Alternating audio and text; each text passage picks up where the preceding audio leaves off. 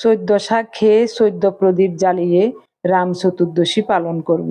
কেউ বা বলেন ভূত চতুর্দশী। গত 3 বছর থেকে এই চতুর্দশীতে 14 রকমের শাক বাইরে থেকে কুড়িয়ে এনে বা বাজার থেকে কিনে এনে যেভাবে হোক সংগ্রহ করে রান্না করি।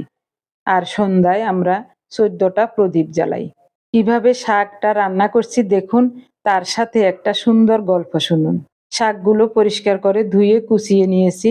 এরপরে সরিষার তেলে ফোড়নে দিচ্ছি কালো জিরা, স্বাদ মতো লবণ আর কয়েকটা কুচানো কাঁচামরিচ। এরপরে শাক দিয়ে দিলাম। এই চতুর্দশী কিভাবে পালন করে তাও জানতাম না, কোনোদিন তেমন শুনিও নাই।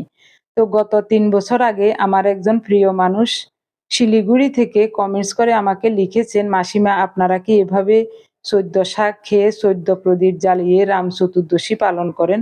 আমি বলি, না মা, আমরা তো এটা জানি না।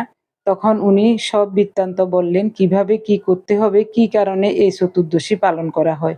সব শুনে আমি উৎসাহিত হয়ে বলেছিলাম, যতদিন বেঁচে থাকি আমি প্রতি বছর রাম চতুর্দশীতে এভাবে 14 শাক খেয়ে 14 প্রদীপ জ্বালিয়ে এই দিনটি উদযাপন করব।